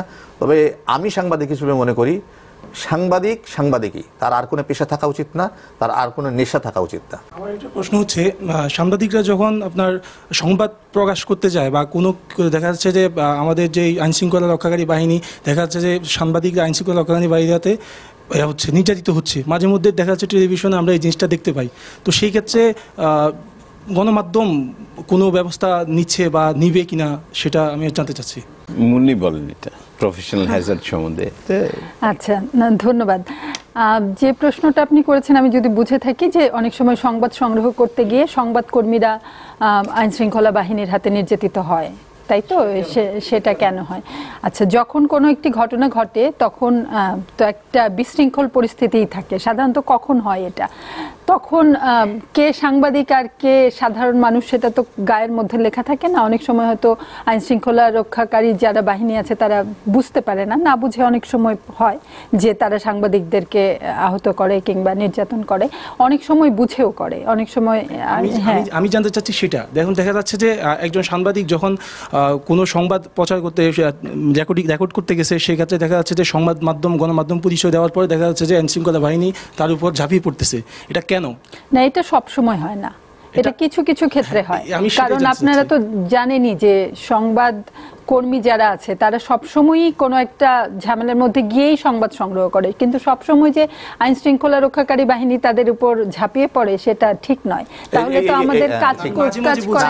আমি একটু শেয়ার করতে চাই আপনার সঙ্গে, যেহেতু আপা রিপোর্টিং করেন, আমিও রিপোর্টিং করেছি, আমরা দুজনেরই একটা দীর্ঘ সময় ধরে অভিজ্ঞতা আছে রিপোর্টিং করে। পুলিশ এক্সট্রাঅর্ডিনারি হেল্প করেছে তথ্য পাওয়ার ক্ষেত্রে, পুলিশ হেল্প করেছে মার না খাওয়া থেকে, আবার পুলিশ আবার মার খাওয়ার জন্য ব্যবস্থা করে দিয়েছে। সাংবাদিকতা যখন করতে এসছি তখন বুঝতে পারি আমি যখনই কারো পক্ষে কিছু একটা তথ্য তুলে ধরবো, ধরেন এখানে আমি বিজ্ঞাপন দেখতে পেয়েছি যে টাটা ন্যানো যাচ্ছে, ঠিক আছে, আমি বললাম যে ন্যানো গাড়িটা ভালো। যখনই বলছি ন্যানো গাড়িটা ভালো, তখন আর একটা গাড়ি ভাবতে পারে অন্য একটা কোম্পানি যে না, তাহলে ওই গাড়িটা কি খারাপ। আমি বললাম যে শাহনাজ মুন্নি সবচেয়ে বিখ্যাত সাংবাদিক, তখন আরেকজন কেউ ভাবতে পারে আরে তাহলে রাহুল রাহা কি কম খারাপ সাংবাদিক? ফলে এটার থেকে আমি যখনই কারো পক্ষে যাবো, সংবাদ কিন্তু সবসময় নিরপেক্ষ না, কারো না কারো দুর্নীতি নিউজ করতে গেলেই তো কারো বিরুদ্ধে যাবে, তাই নয় কি? তা দুর্নীতি নিউজ যখনই করে কারো সে তখন ব্যবস্থা নেবে, সেটা পুলিশ হতে পারে, সেটা ব্যবসায়ী গোষ্ঠী হতে পারে, সেটা ক্ষমতাসীন রাজনৈতিক দল হতে পারে, বিরোধী রাজনৈতিক দল হতে পারে। মেক্সিকোতে কি হয়, সমস্ত মানে যারা মাফিয়া, বিগ বিগ মাদক মাফিয়া যারা, তারা এটা করছে। আইএস কি করছে? খুন করছে সাংবাদিকদের। প্রতিপক্ষ যখনই আপনাকে কেউ মনে করবে সে, এবং এই রিস্ক নিয়েই সাংবাদিকতার প্রথম দিন থেকে সাংবাদিকতা চলছে, যুগে যুগে এটা চলবে। সাংবাদিকতাকে দেখেন বলা হয় কিন্তু এটা খুব চ্যালেঞ্জিং পেশা, ঝুঁকিপূর্ণ পেশা, এবং যখন একজন সাংবাদিক মাঠে যায়, ফিল্ডে যায়, সে কিন্তু সেটা জেনেই যায়, বুঝেই যায়। সুতরাং ওর মধ্যে দিয়ে এগুলো হচ্ছে সব প্রফেশনালি কিছু কিছু হ্যাজার্ড থাকে। এই যে নাদিয়া শারমিন মার্কিন যুক্তরাষ্ট্রের তরফ থেকে এটা খুব বড় ধরনের সম্মাননা পেয়েছে, we are proud of her. কিন্তু নাদিয়া শারমিন কিন্তু সেদিন মার খাবে বলে যায়নি, কিন্তু সে কভার করতে গিয়েছিল, কিন্তু তাকে মারা হয়েছে ওই দিন। আমি আরো 5-6 জন নারী সাংবাদিকের কথা জানি, তাদেরকে মারা হয়েছে, ঠিক আছে? ফলে সেদিন যে মার খাবে এটা ভেবে তারা জানি, কিন্তু ওই দিন মেরে দিয়েছে। আবার এটার একটা রিওয়ার্ডও পাওয়া গেছে। এখন রিওয়ার্ড দেওয়াটাকে আপনি যদি পজিটিভলি দেখেন, মার খাওয়াটাকে নেগেটিভলি দেখতে হবে, কিন্তু ওই রিস্ক নিয়েই আমাদেরকে কাজ করতে হয়, এবং এটার কোনো আমি জানি না কোথাও কোনো সমাধান একদম বলা যাবে না যে এটা কিভাবে বন্ধ করা যাবে, একদম বন্ধ হতে হবে না। একটা পয়েন্ট যেটা আমি এই করতে চাই, আমি এখানে বারবার বলতে চাই, সাংবাদিকের নিরাপত্তা নিশ্চিত করা রাষ্ট্রের কাজ। এখানে অন্যান্য অনেক দেশে, যেমন এখানে আমি বলতে পারি আমি একজন সাংবাদিকের অনুপ্রেরণাতে সাংবাদিক হয়েছে, আমরা সবাই কোনো না কোনো সাংবাদিকের অনুপ্রেরণায় খুন হয়ে গেছেন, 15 বছর চলে যাচ্ছে, কোনো বিচার হয়নি। ফলে এই বিচারহীনতা সংস্কৃতি অন্য যে কোনো তুলনায় সাংবাদিকের ক্ষেত্রে অনেক বেশি, সেটি আমাদের দুঃখজনক। সেই জায়গাটাতে রাষ্ট্রের দায়িত্ব আছে। আমি জানি যে আমার খুন হওয়ার সম্ভাবনা আছে, কিন্তু বিচার হবে না কেন? বিচার হচ্ছে না কেন, মানে এই বিষয়টা আসলে যদি আপনি বিশ্লেষণ করে বলেন, মূল রাষ্ট্র কাঠামোটা বিশ্লেষণ করতে হবে, সেটা অনেক বড় বিষয়। বিচার কেন হচ্ছে না, একটা গোটা রাষ্ট্র কাঠামোটা বিশ্লেষণ করতে হবে, সেটা অনেক বড় বিষয়, ঠিক আছে? শুধু কি সাংবাদিক হত্যার বিচার হচ্ছে না, অনেক হত্যার বিচার হচ্ছে না। সৌভাগ্যের বিষয়, বহু বছর পরে, 42 বছর পরে বঙ্গবন্ধু হত্যার বিচার হয়েছে, বহু বছর পরে যুদ্ধাপরাধের বিচার হচ্ছে। বিচার হীনতা সংস্কৃতির বিরুদ্ধে এই একটা দুটো ইনস্ট্যান্স আছে, কিন্তু এত বড় রাষ্ট্রে হাজার হাজার খুন হয়েছে, বহু ক্ষেত্রে খুন হয়েছে, মানে এগুলো সব বলতে গেলে তো আরো অনেক সময় কাটে। ফলে যদি বিচার করার সংস্কৃতিটাকে এস্টাবলিশ করা যায়, তাহলে আস্তে আস্তে অনেক বিচারই হবে, এটা কমে আসবে। আমার প্রশ্ন হচ্ছে, দেশের ভাবমূর্তি রক্ষায় সাংবাদিকদের সংবাদ পরিবেশনে কতটুকু দায়িত্বশীলতা পালন করে থাকেন? আমার তো মনে হয় 100% দায়িত্বশীলতাই পালন করে থাকেন। আমি যদি একটা কোশ্চেন করি, যে কিছুদিন আগে বিশ্বকাপে আমাদের আলামিনের ব্যাপারে একটা হয়েছে, তাকে করে জরিমানা করে দেশে পাঠাই দেওয়া হয়েছে, এবং খালেদ মাহমুদ সুজন এবং নাইমুর রহমান দুর্জয়, ওদের ব্যাপারে যে ব্যাপারগুলো হয়েছে, এইরকম ভুল কিন্তু পাকিস্তানের ক্রিকেটাররা সবাই করছে, কিন্তু এটা কোনো সংবাদ মাধ্যমে আসেনি, ওদের দেশের কোনো সংবাদ মাধ্যমে ওরা পরিবেশন করেননি ব্যাপারটা। এটা কি দেশের, ওরা কি দেশের এই জায়গায় স্পষ্ট বক্তব্যটা হচ্ছে যে গণমাধ্যমের দায়িত্ব নেই দেশের ভাবমূর্তি রক্ষা করার, গণমাধ্যমের দায়িত্ব আছে সত্য অন্বেষণের। নাম্বার 1, আমাদের কাজ হচ্ছে to tell and to sell. এর ভিতরে একটা ব্যবসাও আছে, বাণিজ্য আছে, এটা মাথায় রাখতে হবে। আমার এই প্রতিষ্ঠান থেকে যদি ইনকাম না হতো, গণমাধ্যম বন্ধ হয়ে যাবে, তখন আর কথা বলা যাবে না। আমি রিয়েলিস্টিক সাইড থেকে বলছি, টু টেল বলতে হবে এবং এটাকে বিক্রিও করতে হবে। এর ভিতরে সেলের একটা প্রশ্ন আছে। আর পাকিস্তানের বিষয়, পাকিস্তানে বেরিয়েছে কিনা আমি শিওর না, আমি না জেনে তো বলতে পারবো না। অস্ট্রেলিয়ার ঘটনা বেরিয়েছে, কিন্তু বহু সময় আমি দেখেছি যে ভারতে বহু ইউরোপ আমেরিকা তো হর হামেশা ঘটে থাকে। বিল গেটসের মেয়ে মদ খেয়ে কোথায় পড়েছিল সেটা আসছে, আগের প্রেসিডেন্ট হিলারি ক্লিন্টনের মেয়ে, আগের ফার্স্ট লেডি হিলারি ক্লিন্টনের মেয়ে কোথায় কি করেছে খবরে আসে, এগুলো আসে। এগুলো কিন্তু দেশের ভাবমূর্তির প্রসঙ্গ না, ব্যক্তিকে দেশের সঙ্গে মিলিয়ে ফেললে হবে না। ব্যক্তির ক্রাইম, আর খবরের বড় উপাদান কি? ক্রাইম। খবরের বড় উপাদান কি? সেলিব্রিটি। খবরের বড় উপাদান কি? নৈকট্য। আলামিন আমার দেশের ছেলে, আমার কাছে নৈকট্য আছে। আলামিন একটা রং ডুইং করেছে, এটা নিউজ এলিমেন্ট আছে। আলামিন সেলিব্রিটি, নিউজ এলিমেন্ট আছে। এতগুলো নিউজ এলিমেন্ট থাকলে অটোমেটিক্যালি নিউজ হবে।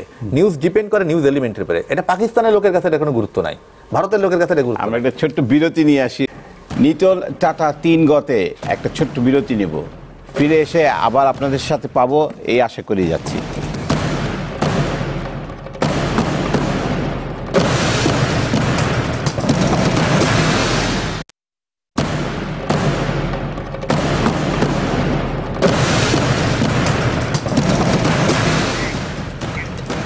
নিটোল টাটা 3 গতে আমরা কথা বলছি দায়িত্বশীল গণমাধ্যম নিয়ে। সাথে আছেন রাহুল রাহা এবং শাহনাজ মুনি। রাহুল রাহা, আমাদের এখন যে অপোজিশন আছে এটাকে আমরা খুব একটা ইফেক্টিভ বিরোধী দল বলবো না, সেই জায়গায় গণমাধ্যম কতটুকু রোল প্লে করতে পারছে? আমি তো মনে করি অপোজিশনের রোল তো গণমাধ্যমই পালন করছে, এবং গণমাধ্যমের একটা অনেক চাপ সহ্য করেও গণমাধ্যম তার বলা অব্যাহত রেখেছে। সবসময়ই গণমাধ্যম চাপে থাকে, কখনো চাপ কম হয়, কিন্তু গণমাধ্যম এখনও, আপনার খেয়াল আছে যে যখন আমাদের দেশে সেনা সমর্থিত তত্ত্বাবধায়ক সরকার ছিল তখন গণমাধ্যম বিশাল রোল প্লে করেছে। এই গণমাধ্যমই কিন্তু ওই সেনা শাসিত তত্ত্বাবধায়ক সরকার ব্যবস্থাকে আরও দীর্ঘায়িত হতে দেয়নি, বরঞ্চ তারা একটি নির্বাচনের ব্যবস্থা হয়েছে এবং তার ভিতর দিয়ে সেই সময়ে জনগণের ভোটে নির্বাচন হয়েছে। আর বিরোধী দল, আমরা যে গতানুগতিক চেহারা দেখে আসছি, বিরোধী দল বলতে আমরা যদি বুঝে থাকি শুধুই মাত্র বয়কট করবে, বাইরে গিয়ে যা ইচ্ছে গালাগালি করবে, এটাই বিরোধী দল, সেটাই ইফেক্টিভ, আমরা বোধহয় তাহলে ভুল করছি। বরঞ্চ আমি তো মনে করি যে জাতীয় পার্টি যে বিরোধী দলের ভূমিকা পালন করছে সে অনেক পজিটিভ। হ্যাঁ, জাতীয় পার্টি কতখানি গ্রহণযোগ্য বিরোধী দল সেটি অন্য প্রশ্ন, কিন্তু যদি রোলের কথা বলেন, ভূমিকার কথা বলেন, তাহলে আমি মনে করি যে তারা সরকারের সমালোচনা করছে, কোথাও ছোটোখাটো ওয়াকআউট করছে, কোথাও সহমত পোষণ করছে। বিরোধী দল মানে শুধুই বিরোধিতা করবে এই ধারণাটা থেকে বোধহয় আমাদের বেরিয়ে আসা উচিত। হ্যাঁ, সেই জায়গায় জাতীয় পার্টি একটা কিছু ভূমিকা পালনের চেষ্টা করেছে, মানে এইটা আমরা অস্বীকার করতে পারি না। আমি তো রওশন এরশাদের কথা যদি বলি, রওশন এরশাদ যখন বক্তৃতা দেন আমার কাছে মনে হচ্ছে অনেক থটফুল লিডারের থেকে উনি ভালো কথা বলেন, ঠিক আছে। হয়তো অনেকেই রওশন এরশাদকে ভোট দেবেন না, কিন্তু উনি অনেক ভালো ভালো কথা বলেন, আমি সেটা শুনে আমার ভালো লেগেছে। উনি কিন্তু শুধুই হাসিনার গুণগান, শুধুই খালেদা জিয়ার গুণগান, শুধুই এরশাদের গুণগান করেন না, উনি প্রত্যেককে একটু রেসপেক্ট দেওয়ার চেষ্টা করেন। তো আমি তো এটাতে খারাপ কিছু দেখি না। হ্যাঁ, এখানে বিএনপি থাকলে অনেক বেশি মার কাট, সংসদ অনেক বেশি উত্তেজিত হতো, বা বিএনপি সরকারে থাকলে, আওয়ামী লীগ বিরোধী দল থাকলে অনেক বেশি মার কাট থাকতো। এইটি আমরা দেখতে অভ্যস্ত হয়ে গেছি। এর বাইরে যে কিছু দেখা যায় এটা আমরা অনেক সময় চিন্তা করি না, কিন্তু বাইরে দেখলাম হ্যাঁ যে এই বিরোধী দল সরকারের উপরে তত প্রভাব বিস্তার করতে পারে না, দ্যাটস ট্রু। কিন্তু নানা অপারেশনাল মোডের জায়গা থেকে যদি চিন্তা করেন, দায়িত্বশীলতার প্রশ্ন যদি অনেক অনেক ভালো দায়িত্বশীল বিরোধী দল, কিন্তু এটা আওয়ামী লীগ বিএনপি দেখা অভ্যস্ত বলে সেই জন্য আমাদের কাছে এখনো মনে হয় যে না, এরকম দুটো দল থাকলে তো অনেক বেশি গতানুগতিক একটা ধারণা আমাদের মধ্যে আছে, প্রাক ধারণা যে বিরোধী দল মানেই হচ্ছে এরকম হতে হবে বা ওইরকম হতে হবে, ওটা থেকে কিছুটা বেড়ে এসেছে। 3-4 দিন সংসদে আসবে, বাকি দিন আসবে না। হ্যাঁ, আর এটা নিয়ে তো আগেও অনেকবার প্রচুর কথা হয়েছে যে আসলে বিরোধী দলের ভূমিকাটা কি হওয়া উচিত। এখন ফরম্যাট অনুযায়ী কিন্তু আছে, ফরম্যাট অনুযায়ী আমরা দেখতে পাই যে সরকারি দলও আছে, বিরোধী দলও আছে। অনেকে বলেন যে এই বিরোধী দল আসলে কোনো বিরোধী দলই না, গৃহপালিত শব্দটা ব্যবহার করেন অনেক ক্ষেত্রে। যাই হোক, তারপরেও কাঠামোর মধ্যে তো চলছে, এটা আমি বলবো। আচ্ছা, আমরা আজকে অনেক সৌভাগ্যবান যে আপনাকে পেয়েছি আমরা এখানে, কারণ নারী রিপোর্টার খুব কম পাওয়া যায় এই ধরনের ডিসকাশনে। আপনি রিপোর্টিং করতে গিয়ে বা দায়িত্ব পালন করতে গিয়ে কি কি বাধা ফেস করেন, এটা একটু আমরা জানতে চাই আজকে। এটা আমি সবসময় দেখি যে নারী সাংবাদিকদের করা হয়, কেন করা হয় আমার এটা নিয়েও একটা প্রশ্ন আছে। যে আপনি তো রাহুল রাহাকে জিজ্ঞেস করেন নাই যে আপনার কি কি বাধা ফেস করতে হয়েছে। হ্যাঁ, এটা আমি ধারণা করি যে এই জন্য করা হয় যে আমাদের সমাজে মনে করা হতো যে সাংবাদিকতাটা শুধুমাত্র পুরুষের পেশাই, এবং যখন নারীরা এটাতে এলো তখনই লোকের মনে একটা প্রশ্নবোধক চিহ্ন জাগলো এবং তারা ভাবতে শুরু করলো যে নিশ্চয়ই তাহলে তার নানা বাধা, নানা প্রতিবন্ধকতা সামনে আছে। তা আমি বলি যে আমার একজন পুরুষ সহকর্মী যে ধরনের ঝুঁকি এবং যে ধরনের চ্যালেঞ্জের মধ্য দিয়ে কাজ করেছেন, একই চ্যালেঞ্জ এবং একই ধরনের ঝুঁকির মধ্য দিয়ে একই ধরনের বাধা পেরিয়ে আমরা এসেছি। তো এটা খুব ডিফারেন্ট কিছু না। হ্যাঁ, সামাজিকভাবে নারী হিসেবে একটা আলাদা, হয়তো কি বলবো আমি, আলাদা একটা আপনার গ্রহণযোগ্যতা তৈরির ক্ষেত্রে কিংবা ধরেন বিশ্বাসযোগ্যতা তৈরি করার ক্ষেত্রে হয়তো একটু দেরি হয়েছে এই যে জায়গাটা করতে, কিন্তু আলটিমেটলি মানে এখন এটি প্রতিষ্ঠিত সত্য যে সাংবাদিকতা নারী পুরুষ দুজনেরই পেশা, এবং কারো বাধা কারো চাইতে ভিন্ন নয়। অফিসে কি সহকর্মীদের থেকে সমান ইয়ে পান? আমাদের একটা সমস্যা হলো যে আমাদের সহকর্মী যারা পুরুষ আছেন অনুপাতে তাদের সাথে তুলনা করলে আনুপাতিক হারে নারী সহকর্মী কম, পুরুষ সহকর্মীদের সাথেই কাজ করতে হয়।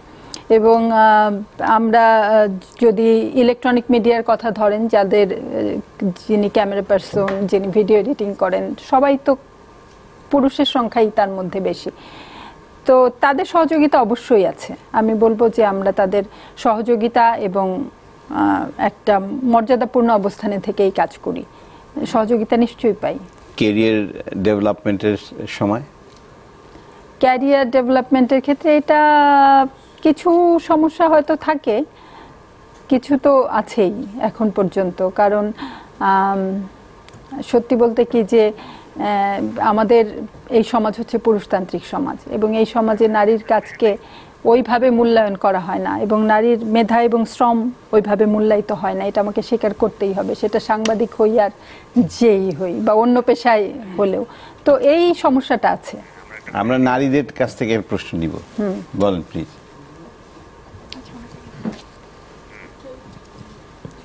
আমি সুরাইয়া আক্তার। দেশের যে হরতাল অবরোধ চলতেছে এর কারণে সরকার কেন হরতাল অবরোধ প্রত্যাহারের জন্য সরকার কোনো ব্যবস্থা নিচ্ছে না কেন? হরতাল অবরোধ তো আর সরকার ডাকেনি, যারা ডেকেছেন তারা যদি প্রত্যাহার না করেন তাহলে কিভাবে হরতাল অবরোধ? এই অবস্থাটাকে কন্ট্রোল করার জন্য সরকার তেমন কোনো ভূমিকা নিচ্ছে না কেন? সরকার তেমন কোনো ভূমিকা নিচ্ছে, কি ধরনের ভূমিকা চান সরকারের নেওয়া উচিত? যানবাহনের নিরাপত্তা, পেট্রোল বোমা যাতে না হয়, কারো কোনো ক্ষয়ক্ষতি যেন না হয়, এই কারণে।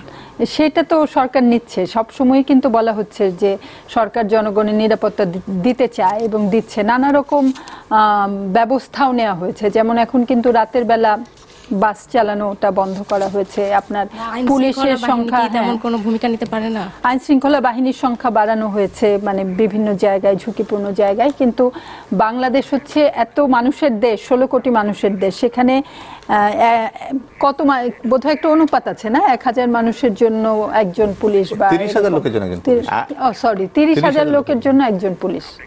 তাই যদি আমি একটু যোগ করতে চাই শানাদ আপা। আপনি বলার আগে রাহুল, আপনাকে একটা কোশ্চেন আমি অ্যাড করে দিই, আপনি অ্যাড করবেন ঠিকই, কিন্তু কোশ্চেন অ্যাড করে দিই। জনগণ চাচ্ছে একটা সমাধান, এখন কে ফার্স্ট স্টেপটা দেবে এটা হলো বড় কথা। এই স্টেপটা দিতে এত দেরি হচ্ছে কেন? এই ক্ষেত্রে গণমাধ্যমের কি ভূমিকা?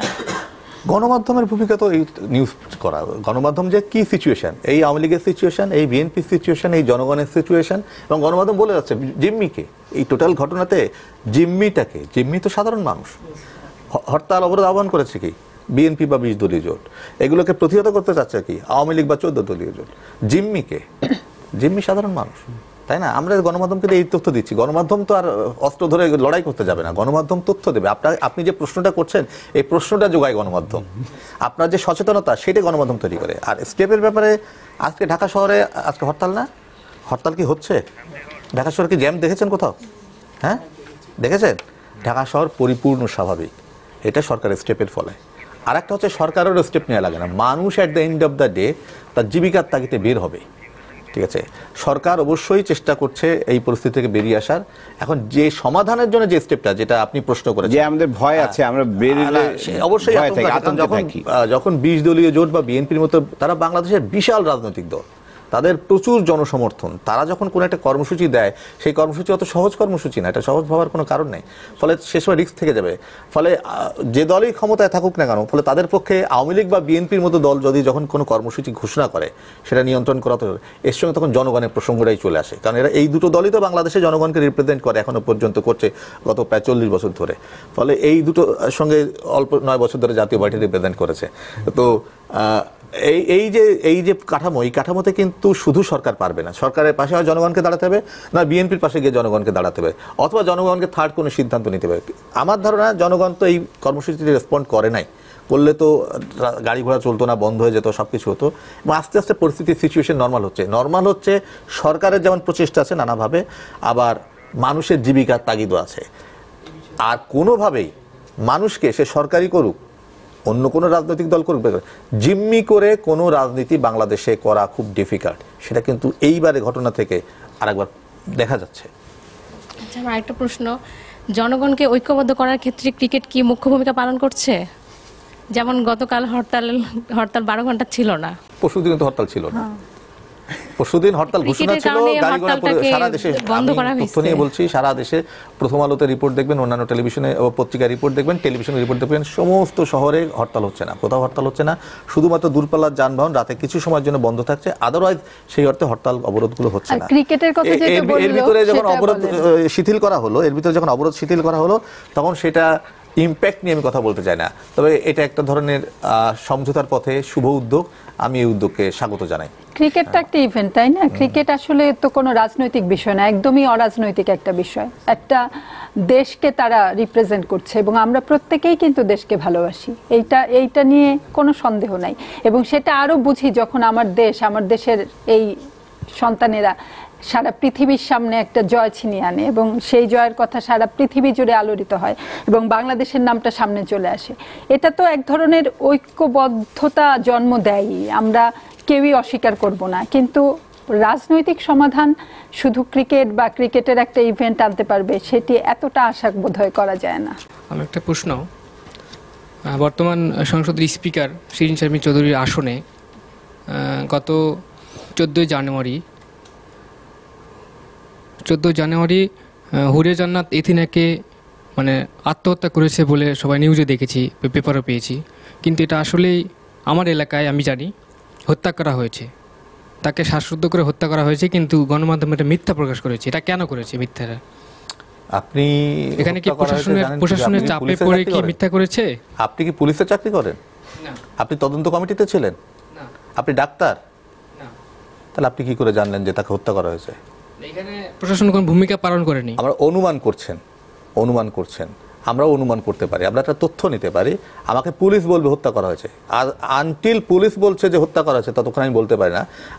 আমি যদি ইনডেপথ রিপোর্টিং করি, ইনভেস্টিগেটিভ রিপোর্টিং করি, করে বের করতে পারি, দেন আমি বলবো। আমি সময় সাপেক্ষ, না, আমি সেটা আমি বলতে পারছি না যতক্ষণ পুলিশ না বলছে বা আমি নিজে ইনভেস্টিগেটিভ রিপোর্ট না করছি। কোনো প্রমাণ আমরা পাচ্ছি, আমরা কোনো প্রমাণ পাচ্ছি না। তবে যে কোনো ধরনের হত্যাকাণ্ড যদি হয়ে থাকে তার অবশ্যই তদন্ত হওয়া উচিত, তার বিচার হওয়া উচিত। একটি মানুষও, সে যেই মারুক, সে আইএস মারুক বা অন্য কোনো প্রকারের মারুক, পেট্রোল বোমা মেরে মারুক বা ক্রস ফায়ারে মারুক, একটি মানুষও হত্যাকাণ্ডকে আমরা সমর্থন করি না।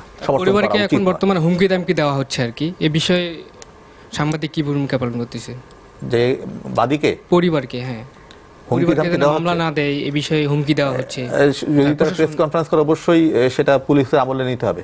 পুলিশকে এটা অবশ্যই দেখতে হবে যে যদি হত্যা করা হয়, হুমকি ধামকি দেওয়া হয়, যে ক্ষতিগ্রস্ত পরিবার, যে পরিবারের হোক একটা সন্তান তো মারা গেছে, তাই না?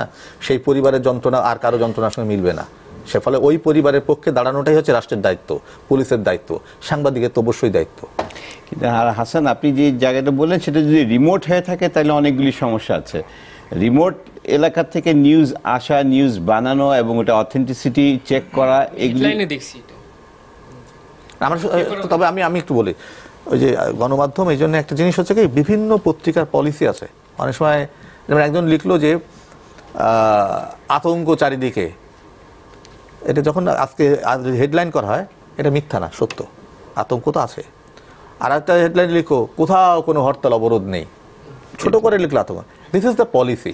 প্রত্যেক পত্রিকার পলিসি থাকে, পলিসি অনুযায়ী রিপোর্ট হয়, কিন্তু সত্যটাকে যেন ভিন্নভাবে উপস্থাপন করা হয়, অ্যাঙ্গেলটা পাল্টে দেয়। এই পলিসি বলতে আসলে অ্যাঙ্গেল বোঝায়, আমি কিভাবে বিষয়টাকে দেখছি। ওই যে গণমাধ্যমের কথা বলতে নম চমস্কির কথা বলা হয় যে আমি খণ্ডিত চিত্র দেখাই গণমাধ্যম, সব পুরো। আসলে একটা গণমাধ্যম পুরো চিত্র দেখাতে পারে না। এই জন্য অনেকগুলো পত্রিকা পড়া উচিত, অনেকগুলো টেলিভিশন দেখা উচিত, অনেকগুলো সোর্স চেক করা উচিত।